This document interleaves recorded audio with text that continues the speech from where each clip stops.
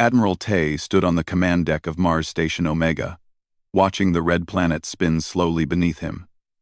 He was drinking his morning coffee when every screen in the station suddenly went black. Then they all turned on at once, showing the same image. A creature appeared on the screens. It had gray skin, 4 arms, and eyes that glowed like hot coals. The creature wore what looked like military armor, covered in strange symbols. Behind it, hundreds of similar creatures stood in perfect rows. "People of Earth," the creature said in perfect English, though its mouth barely moved. "I am Commander Vok, of the Drax Empire. We control 47 star systems. You are now under our rule." AC. Tay put down his coffee cup. His hands started to shake, but not from fear. Something about the creature's voice made his blood run cold. 60 days ago, your species established a colony on the 4th planet of the Proxima Centauri system, Vok continued. You did not ask our permission. You did not seek our approval. You simply took what was ours. The image changed. Tay saw a beautiful planet with blue oceans and green continents. He recognized it immediately. Proxima Centauri b, the first human colony outside the solar system. 10 billion people lived there. His sister was one of them. "This is your punishment," Vok said.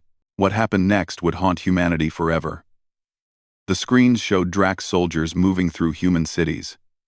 They were not fighting. They were executing. Men, women, children. The Drax shot them in organized groups, thousands at a time.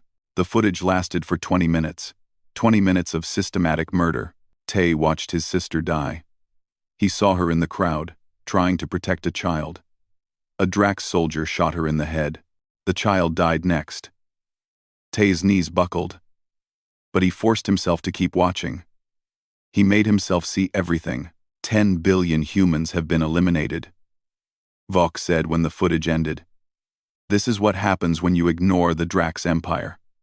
This is what happens when you act without our permission. The creature leaned closer to the camera. You have 30 days to surrender. Your planet will submit to our rule. Your weapons will be destroyed. Your people will serve us. If you refuse, we will do to Earth what we did to your colony. We are watching. We are waiting. The screens went black again. Then they returned to normal, showing regular broadcasts. But nothing was normal anymore. Tay stood frozen for a long moment. Around him, his crew was crying. Some were screaming. Others sat in silence, staring at nothing. He heard someone vomit. Another person was calling out names of family members who had lived on the colony. "Sir?" His second in command, Lieutenant Yoon, approached carefully. Her eyes were red. She had lost her parents in the massacre. "We're receiving priority communications from Earth. President Juan wants to speak with all military commanders immediately." Tay nodded slowly. He walked to the communication room, his legs feeling like they belonged to someone else. Every screen he passed was showing news broadcasts. The entire world had seen the same footage. The entire world had watched 10 billion people die. In the communication room, President Juan's face appeared on the main screen. The president looked like he had aged 20 years in 20 minutes. His face was gray, his eyes hollow. "Commanders," Juan said quietly, "I know what you're feeling right now. I know because I feel it too. My son lived on that colony. My grandchildren. They're all gone." Juan paused and took a deep breath. "The Drax have made a mistake. They think they have shown us their power. They think they have broken our spirit. They are wrong." The president's face hardened. His voice grew stronger.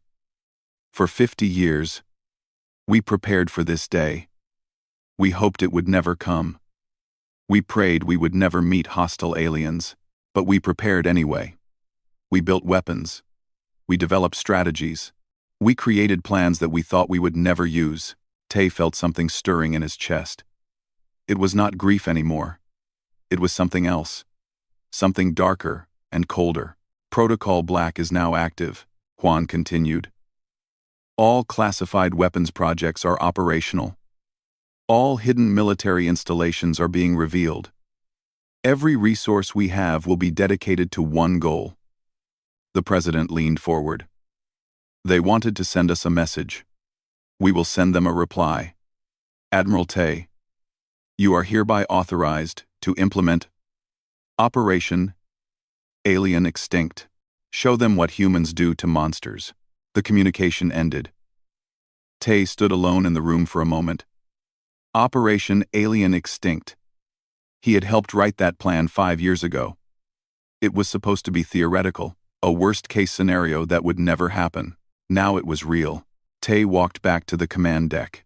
His crew looked at him with desperate eyes, waiting for orders, waiting for hope, waiting for anything that would make sense of what they had just witnessed. Lieutenant Yoon, Tay said calmly. Activate emergency protocols.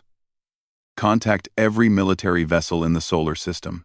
Tell them to prepare for war. Yes, sir, Yoon replied, her voice steady now. Tay turned to his weapons officer. Commander Kwan, unlock our classified arsenal.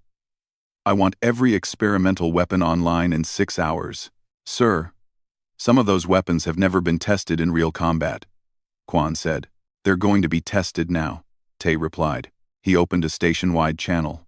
Every person on Mars Station Omega could hear him. This is Admiral Tay. You all saw what happened. You all lost people you loved. The Drax Empire thinks they have defeated us.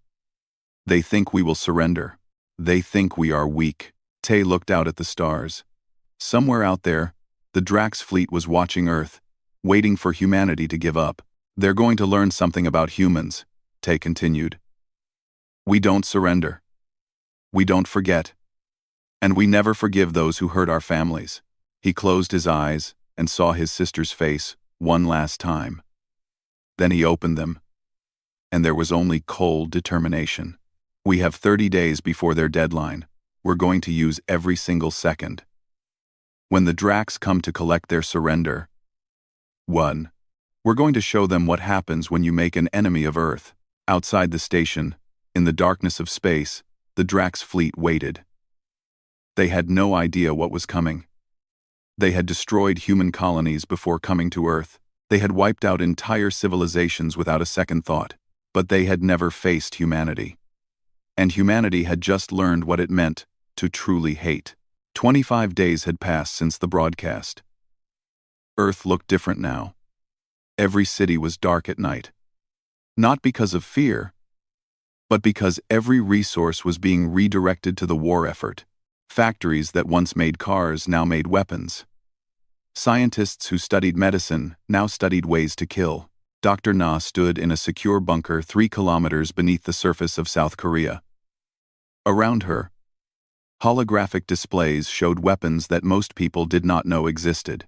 She was the head of Earth's Secret Weapons Division, a position she had held for 12 years. In all that time, she had hoped her work would never be needed. Now she was presenting her life's work to the War Council. For 50 years we prepared for hostile first contact, Na began. Her voice steady despite the exhaustion she felt. She had not slept more than 3 hours a night since the massacre. We built weapons that violate every peace treaty humans ever signed. We created technology that our own governments called too dangerous to use. President Juan sat at the head of the table. Admiral Tay sat to his right. Around them were military commanders from every nation on Earth. They were no longer divided by country or politics. They had one enemy now, and one mission. Na pressed a button, and the first weapon appeared on the display. Quantum disruptors. They don't just destroy matter. They tear apart the bonds that hold atoms together. A single shot can turn a battleship into its component elements in seconds. She showed them footage of a test. A massive asteroid simply stopped existing, converted into a cloud of loose atoms. Relativistic missiles, Na continued, showing the next weapon. They accelerate to 90% of light speed. At that velocity, a projectile the size of a baseball hits with the force of a nuclear bomb. The Drax won't see them coming until it's too late. Admiral Tay leaned forward. How many of these do we have? 3,000 missiles ready to launch, Na replied. We can produce 50 more per day. The next display showed something that looked like a swarm of insects. Nanite clouds, microscopic robots that consume metal and organic matter. Once they infiltrate a ship, they spread through the ventilation systems. The crew dies first. Then the ship falls apart from the inside. One of the commanders, General Bach, spoke up. These nanites, can they be controlled? Na hesitated. They're programmed to target Drax biology and technology. But if they mutate, if they adapt, they could become impossible to stop. Using them is a risk. Everything is a risk now, Tay said quietly. Na nodded and showed them the final weapon. Genetic bioweapons. When the Drax first visited Earth 3 years ago, they thought it was a diplomatic mission. We collected samples, hair, skin cells, anything they touched. We mapped their DNA. These weapons target their specific genetic code. Will it work? Juan asked. It will work, Na said. The question is whether we're willing to use it. This isn't just killing soldiers. This is genocide. Once we deploy this, every Drax in the galaxy could die. The room fell silent. They all understood what she was saying. They would not just be fighting a war. They would be destroying an entire species. Juan looked at each person in the room. They killed 10 billion of our people. They broadcast it to make us afraid. If we show mercy, what message does that send to every other hostile species out there? It sends the message that humans can be destroyed, Tay said. It tells the galaxy that we're prey. But if we commit genocide, General Bach argued, we become what we're fighting against. No, Tay replied sharply. We become survivors. They chose this path, not us. While the War Council debated, Captain G was preparing for a different kind of mission.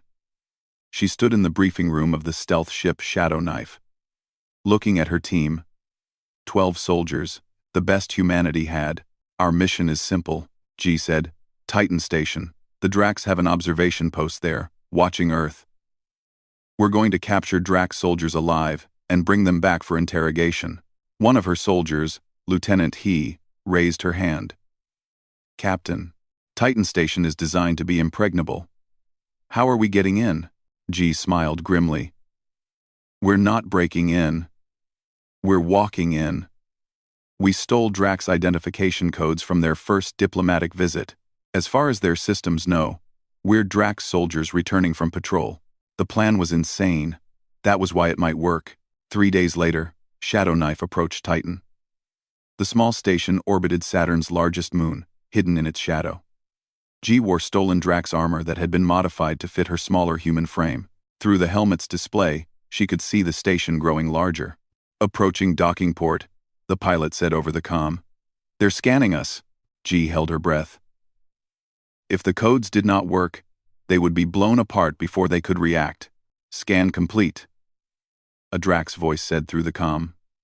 Welcome back. Patrol unit. Proceed to dock. They were in. The team moved quickly once inside. Drax stations were built for creatures with 4 arms and different vision. The hallways were wider than human ships. The lighting dimmer. G led her team through the corridors, following the map they had studied for weeks. They found 3 Drax soldiers in a command room, watching Earth through powerful telescopes. The soldiers never heard the humans coming. G's team used stun weapons that dropped the aliens before they could raise an alarm. Bag them and move, G ordered. Getting out was harder than getting in. Alarms started blaring as they carried the unconscious Drax back to their ship. More soldiers appeared, firing weapons that burned holes in the walls. G's team returned fire, covering each other as they retreated. Lieutenant He took a blast to the shoulder but kept moving. They lost Corporal Min when a Drax grenade caught him in an intersection. But they made it back to Shadow Knife with their prisoners.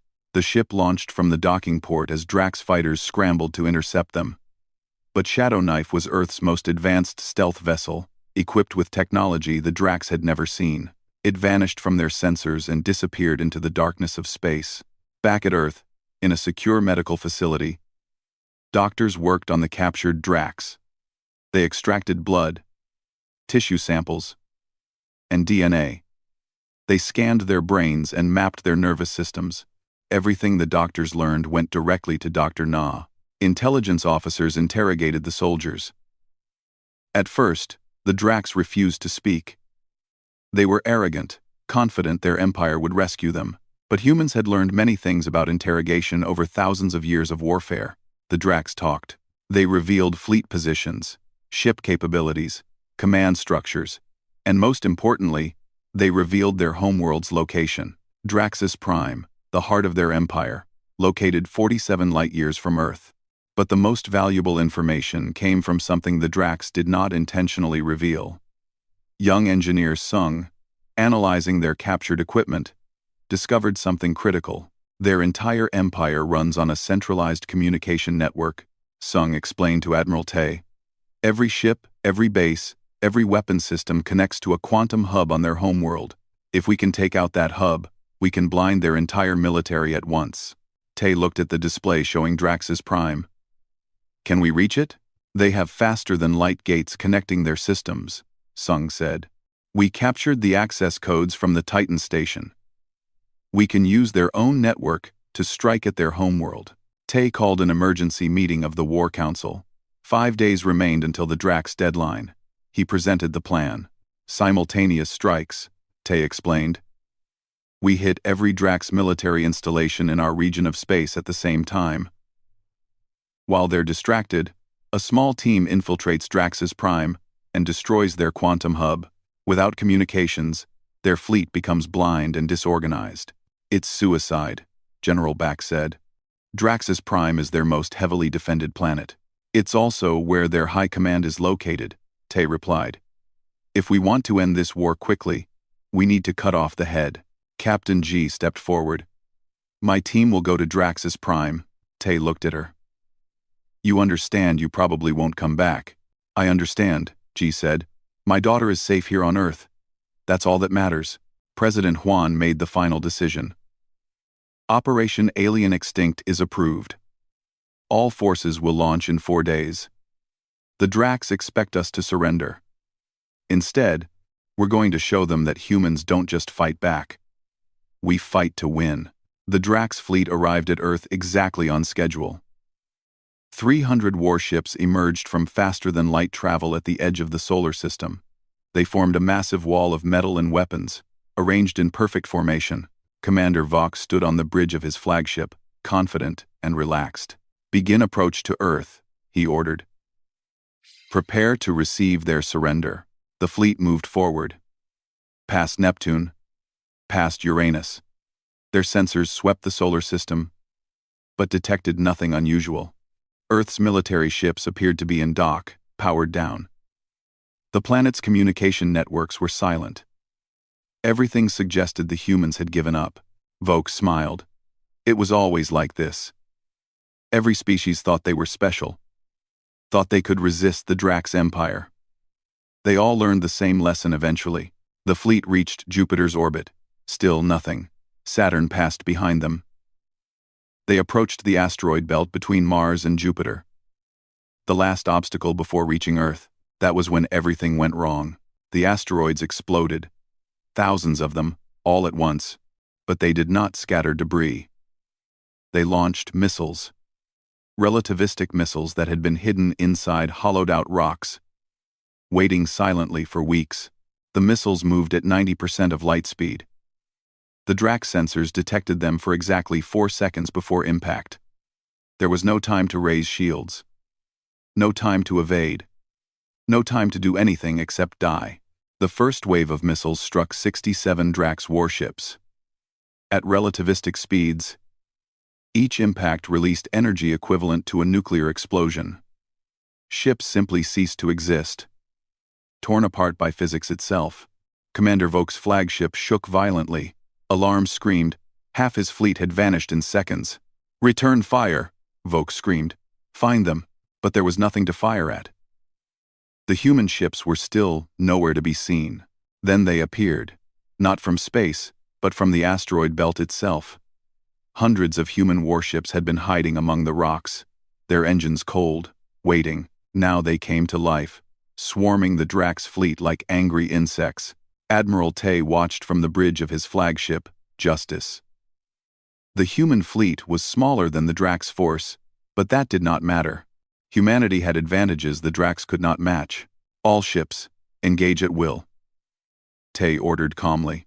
The human ships moved fast, faster than anything the Drax had fought before.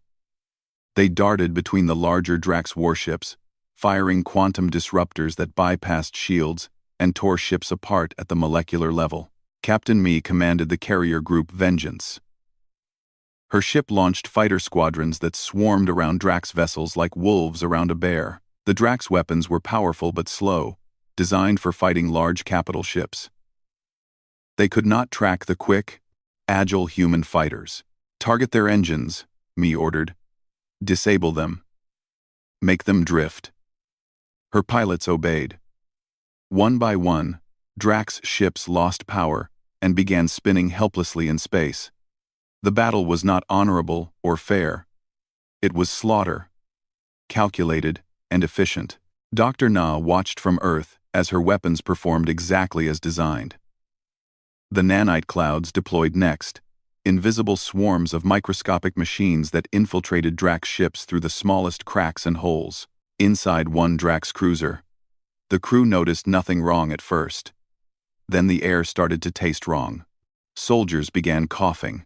Their skin started to burn. They looked down and saw their own bodies breaking apart, consumed by machines too small to see. The screams of dying Drax filled every communication channel. Their suffering was broadcast back to their home fleet, just as they had broadcast the deaths of humans weeks ago. Commander Vok tried to organize a retreat, but his fleet was scattered and blind. Human ships appeared from every direction. His weapons officers could not get a clean shot. His shield operators could not block weapons that ignored shields. Send priority message to Draxus Prime, Vok ordered desperately. Tell them the humans are not primitive. Tell them. A quantum disruptor hit his flagship's bridge.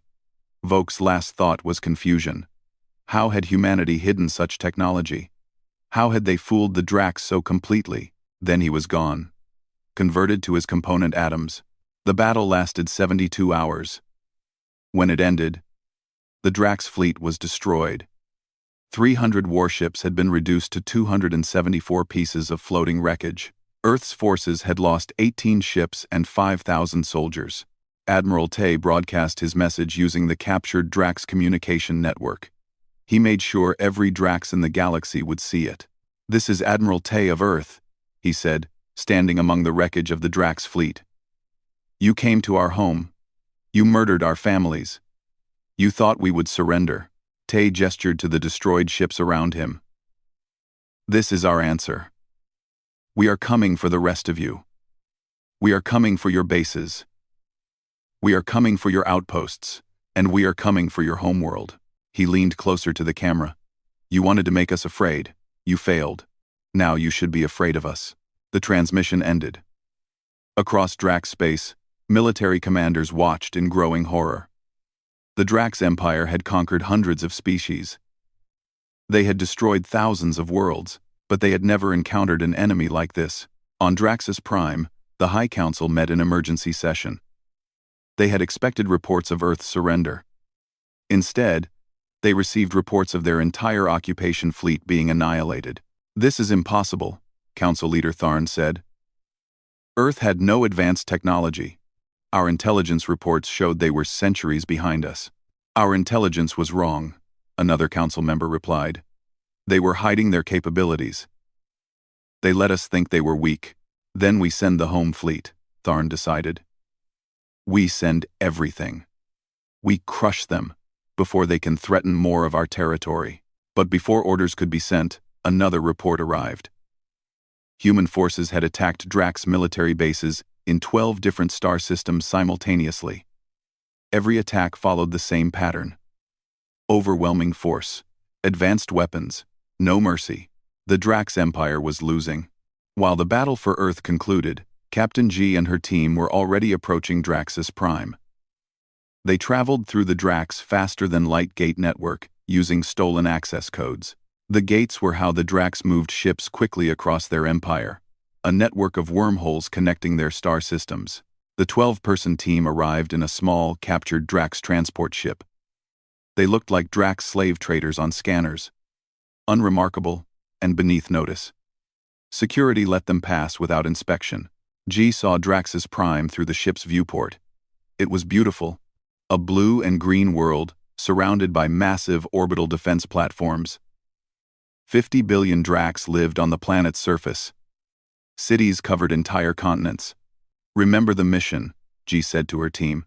"We plant the charges, we upload the virus, we get out. We don't engage unless necessary."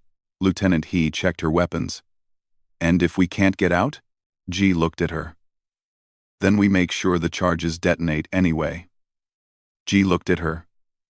G looked at her. "Charges detonate anyway." They understood. This was a one-way mission disguised as a round trip.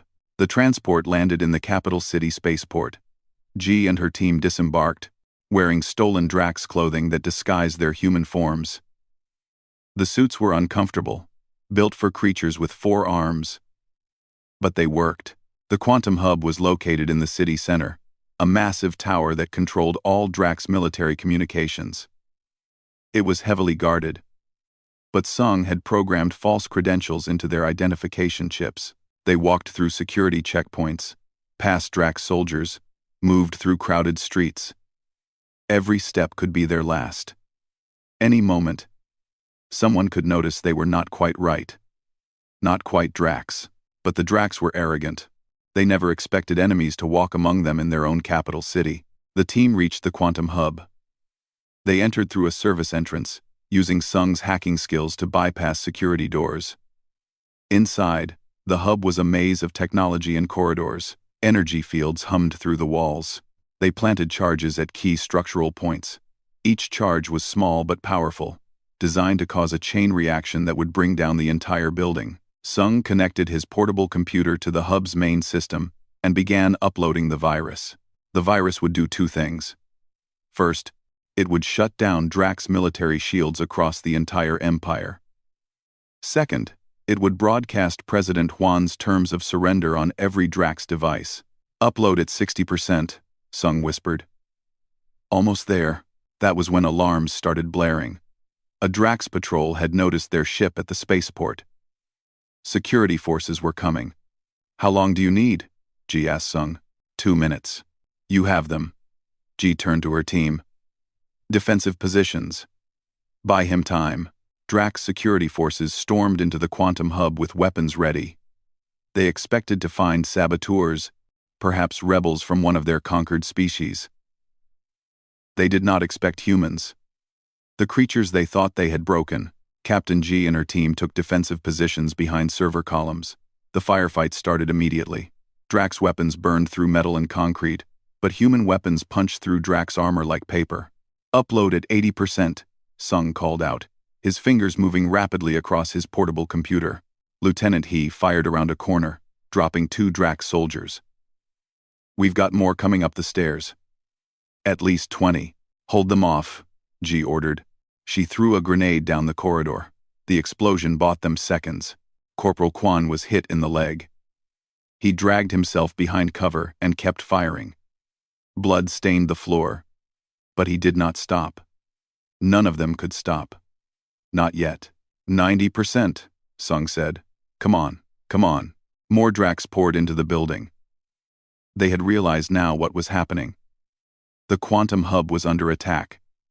The heart of their empire was threatened. 95%, Sung whispered. A Drax grenade landed near Lieutenant He. She tried to kick it away but was too slow. The explosion threw her across the room. She did not get up. "He!" Quan screamed. "Focus on the mission," G said coldly, though her heart was breaking. Half her team was dead now. But Sung was still working. The mission could still succeed. "Upload complete," Sung finally said, arming the charges. "Set them for 60 seconds, G ordered. "We need time to reach the escape route." The remaining 6 members of the team ran through the building.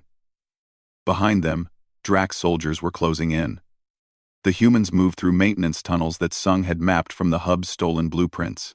30 seconds, Quan said, checking his timer while limping on his wounded leg. They burst out of a side exit into an underground service tunnel. Above them, they could hear explosions as Drax forces blasted through the building, searching for them. 20 seconds.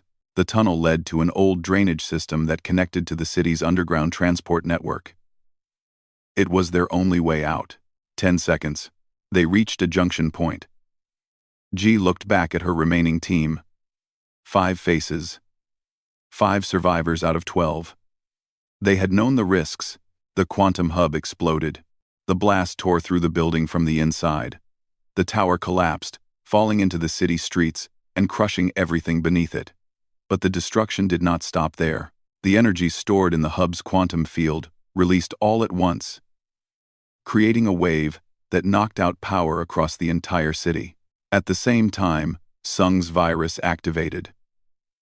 Across the Drax Empire, military shields on every ship and station went offline simultaneously. And on every screen, every device, every communication system, President Juan's face appeared. "People of the Drax Empire," Juan said calmly, "I am President Juan of Earth. Your military attacked our colony and murdered 10 billion humans. Your commander Volk broadcast our deaths to intimidate us. It did not work." The image changed, showing the destroyed Drax fleet near Earth. "This is what remains of your occupation force. 300 ships. Now 300 pieces of debris." Another image showed Drax military bases burning across multiple star systems. "Your outposts are falling. Your soldiers are dying. Your empire is collapsing." Juan leaned forward. "I am offering you terms. 1 chance to avoid total extinction. These are not negotiable. 1. All Drax military forces will immediately cease hostilities. 2. Your military will be completely disarmed. 3.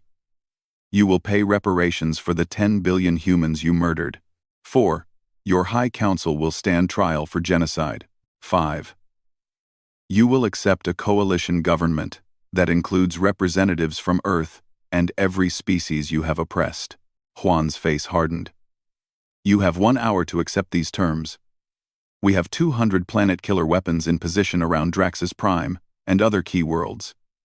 If you refuse, your species will be extinct before tomorrow." The transmission ended. Across Drax's Prime, panic spread. The capital city was in chaos after the quantum hub explosion. The High Council was in their emergency bunker, trying to understand how their impregnable homeworld had been infiltrated. Council leader Tharn stared at the terms in disbelief. "This is absurd. They cannot possibly have planet-killer weapons. They're bluffing." "Are they?" another council member asked. "They said they were primitive, and look what they did to our fleet. They said they would attack our homeworld, and look what just happened to the quantum hub." Above the planet, Admiral Tay's fleet emerged from the faster-than-light gates. The human armada was smaller than the Drax defenders. But that did not matter anymore. With shields offline and communications disrupted, the Drax fleet was blind and helpless. "All ships, defensive positions around the planet," Tay ordered. "Do not fire unless fired upon. We wait for their answer." On Earth, Dr. Na watched the countdown. 1 hour, 60 minutes for the Drax to decide between surrender and extinction. She thought about the planet-killer weapons. They existed.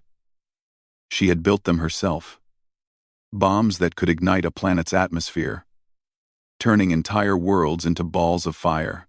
She hoped they would not need to use them, but she had already activated the targeting systems, just in case. Beneath Drax's Prime, Captain G and her team were still trying to escape. The underground tunnels were flooding with Drax soldiers. Every path seemed blocked. "We're not making it out," Quan said quietly. He was losing too much blood from his leg wound. "Yes, we are," G said firmly. "We completed the mission. Now we survived to tell people about it." They found a maintenance shaft that led up to street level. G climbed first, pushing aside a heavy metal grate. She emerged in an alley between 2 buildings. The city was in chaos around her. Drax civilians were running in panic. Buildings were burning. Emergency vehicles filled the streets. She pulled her team up one by one. Quan came last, nearly unconscious from blood loss. Sung and another soldier, Corporal Day, supported him between them. There, G pointed to a Drax transport vehicle parked nearby. We take that and drive to the spaceport. We look like Drax in these suits, Day said. In this chaos, no one will question us. They reached the spaceport through streets filled with panic and confusion. Drax soldiers were everywhere, but they were focused on securing the city, not checking identities. G's team walked onto their stolen transport ship without challenge. Get us to orbit, G ordered the pilot. Maximum speed. The ship launched as Drax fighters scrambled to intercept. But with the quantum hub destroyed, Drax air defense was uncoordinated and confused. The small transport slipped through their net and reached space. Tay's fleet detected them immediately. Confirmed. Captain G's team has reached orbit. The communications officer reported. 5 survivors. Tay felt relief for the first time in days. The mission was complete. The team had survived. Now everything depended on the Drax Council's decision. In the emergency bunker, the High Council argued frantically. 30 minutes remained. We cannot surrender, Tharn insisted. The Drax Empire does not surrender. We have never surrendered. Then we will be the first species we drove to extinction to have company, another council member said bitterly. Our own. They want us to stand trial. They want to disarm us. They want to control our government, Tharn continued. They want justice for 10 billion dead, a third council member said quietly. Can you blame them? We started this war. We committed the atrocity.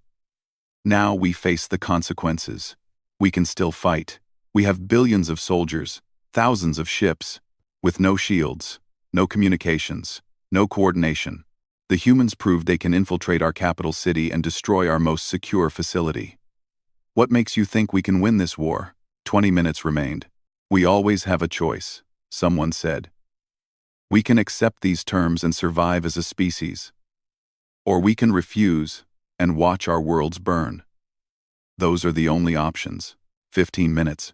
Our people are afraid, another council member said. They saw what humans did to our fleet. They saw our quantum hub destroyed. They know the humans are serious about their threat. If we refuse, and our world is destroyed, history will remember us as the fools who chose pride over survival. 10 minutes. Council leader Tharn looked around the room. He saw fear in every face. The Drax Empire had existed for thousands of years. They had conquered hundreds of worlds. They had believed themselves unstoppable. One small planet had proven them wrong. 5 minutes. Open a channel to the human fleet, Tharn said finally, his voice heavy with defeat. We accept their terms. 3 months after the Drax surrender, the galaxy looked different. Species that had suffered under Drax rule for centuries were finally free. The Drax Empire, once spanning 47 star systems, was now a protectorate governed by a coalition of 23 liberated species. Humans held the most powerful voice in that coalition. The trial of the Drax High Council took place on a neutral station orbiting a dead moon. Representatives from every species the Drax had oppressed filled the observation galleries. They wanted to see justice done.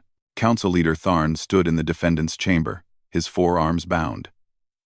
Around him stood the other council members who had ordered or approved the Proxima massacre. Commander Vok would have been there too, but he had died in the battle near Earth, killed by the very weapons he thought humans did not possess. President Wan served as the primary prosecutor. He stood before the tribunal judges and presented evidence. The footage of the massacre played again. Every terrible second of it, 10 billion deaths, recorded in excruciating detail. The Drax claim they were enforcing territorial rights, Juan said to the court. They claim the Proxima colony violated their space, but the evidence shows Proxima Centauri B was not marked as Drax territory in any official document. No warning was given to Earth before the attack. No opportunity for dialogue or negotiation. Juan turned to face Tharn. This was not law enforcement. This was genocide. Pure and calculated. They murdered 10 billion humans, not because we violated their borders, but because they wanted to terrify us into submission. The judges deliberated for 3 days. The verdict was unanimous. Guilty of genocide. Guilty of crimes against sentient species. Guilty of mass murder. Tharn received a life sentence in a maximum security prison. The other council members received similar sentences. The Drax military was formally disbanded. Their weapons were confiscated and destroyed. The empire they built was gone. Some humans wanted more. They wanted the death penalty. They wanted revenge. But Juan refused. "If we execute them, we become what we fought against," he said in a public address. "Justice means holding them accountable while remaining civilized ourselves. We will not dishonor our dead by becoming monsters." Not everyone agreed, but the decision stood. Admiral Tay retired from military service after the trial.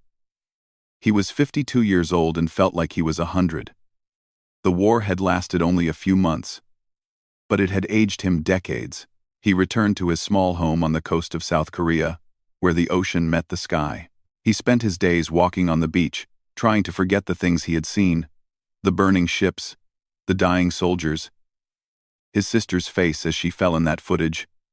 But he could not forget. The memories were burned into his mind forever. One day, Captain G visited him. She had also retired, awarded Earth's highest military honor for her mission to Draxus Prime. She walked with a slight limp now, an injury from the escape that had never fully healed. "Do you regret it?" she asked him as they watched the waves. Tay thought about the question. "I regret that it was necessary. I regret that we live in a galaxy where species destroy each other. But I don't regret fighting back. If we had surrendered, humanity would be slaves. Our children would have grown up under Drax rule." G nodded. "I tell myself the same thing. But at night, I still see the faces of the Drax soldiers I killed. Some of them were probably conscripts. Some probably didn't want to be there. They made their choice when they participated in genocide," Tay said. "We made ours when we decided humanity would not go quietly into extinction." Dr. Na also struggled with her role in the war. The weapons she created had worked perfectly. Too perfectly. The quantum disruptors, the nanites, the bioweapons, every design performed exactly as intended. Millions of Drax had died by her inventions. She redirected her research toward peaceful applications. The quantum technology that powered the disruptors could also power clean energy generators. The nanites that consumed warships could consume pollution and waste. She would spend the rest of her life trying to balance the scales. Earth's position in the galaxy changed dramatically. The species that had been freed from Drax rule viewed humans as liberators. They offered trade agreements, defensive pacts, and cultural exchanges. Humanity went from being an isolated species to a galactic power in months. But other species looked at Earth with fear. They had seen what humans did to the Drax. They had seen the cold efficiency, the calculated violence, the willingness to commit genocide if necessary. Those species gave human ships a wide berth and spoke carefully in diplomatic meetings. President Juan addressed this fear in his speech at the first Galactic Summit, held on the newly constructed Unity Station. "I understand your fear," Juan told the assembled representatives. "You saw what humanity is capable of when provoked. You saw our weapons. You saw our willingness to fight to extinction rather than surrender." He looked around the vast chamber. "I will not apologize for defending our species.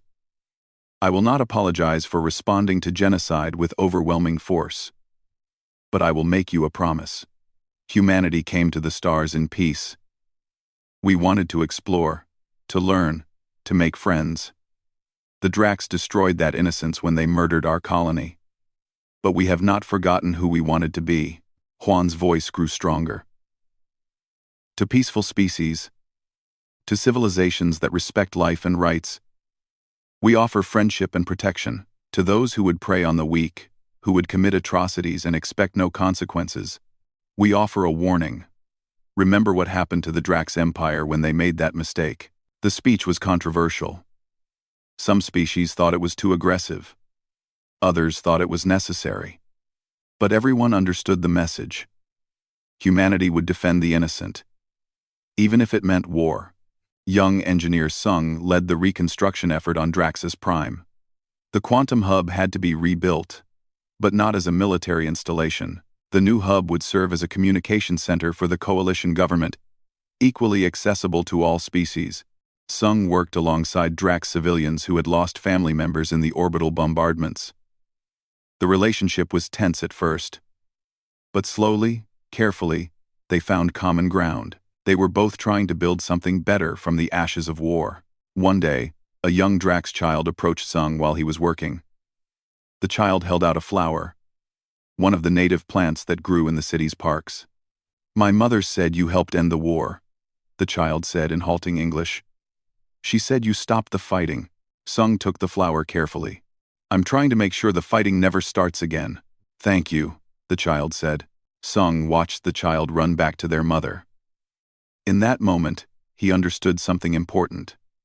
The war had been fought between governments and militaries, but peace would be built by individuals choosing to trust each other despite their history. On Earth, a memorial was constructed in Geneva. It was a simple black wall, polished to a mirror shine. Carved into that wall were 10 billion names. Every person who died in the Proxima massacre was listed, no matter how long it took to carve them all. Admiral Tay attended the dedication ceremony. He found his sister's name among the millions. Tay Hae-won. Age: 34. Teacher. Died. Protecting a student, he placed his hand on her name and made a promise. Never again. Not to us. Not to anyone. President Hwan established the Sentinel Protocol before the end of his term. It was a defensive network that spanned the solar system. Equipped with the most advanced weapons and detection systems humanity could build, Earth would never be vulnerable again. But more than that, Hwan created the Rapid Response Fleet, 50 warships that could reach any allied system within days. If another species tried what the Drax had attempted, humanity would respond immediately. The galaxy would learn that attacking civilians meant war with Earth. Ambassador Mi became humanity's representative to the Galactic Council. She was a former military commander who had fought in the battle near Earth.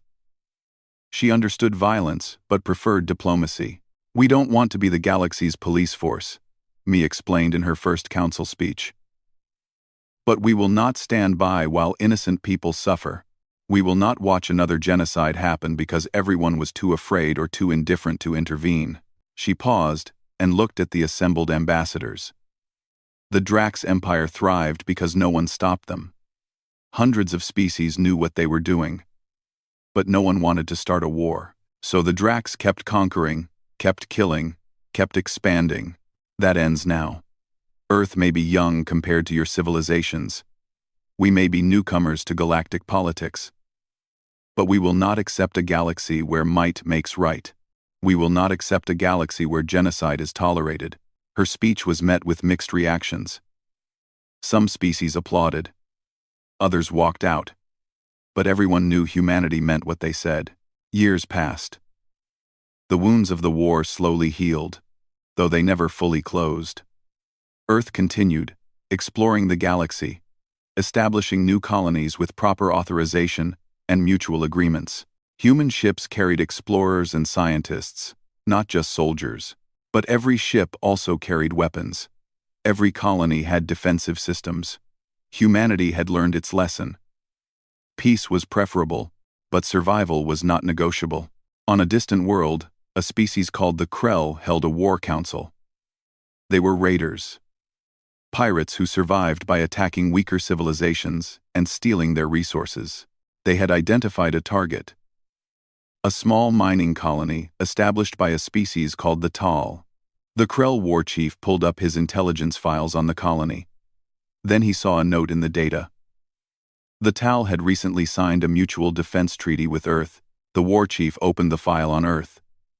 He watched footage from the Drax War. He saw burning fleets and destroyed stations. He saw the systematic destruction of an empire that had controlled 47 star systems. He closed the file. "Find a different target," the war chief ordered. "Never touch anyone allied with Earth."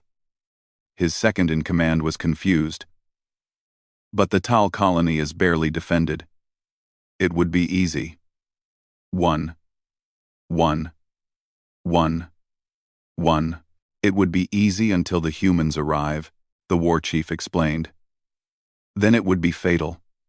The humans fight wars the way we raid colonies. Quick, brutal, and without mercy.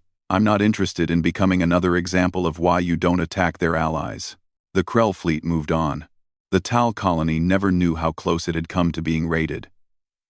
They never knew that Earth's reputation had protected them without a single shot being fired. That was how the galaxy changed. Not just through military victory, but through the deterrent of demonstrated capability. Species that might have preyed on others thought twice. Civilizations that might have committed atrocities remembered the Drax. And humanity, the young species that had only reached the stars a few generations ago, became known throughout the galaxy for two things: their fierce desire for peace and their terrifying capacity for war. In the darkness between stars, human exploration ships pushed ever outward. They searched for new worlds, new friends, new knowledge. Every transmission they sent included the same message, encoded in universal mathematics. We are Earth. We came in peace. We will respond to war. Choose wisely. The galaxy was learning to make the right choice.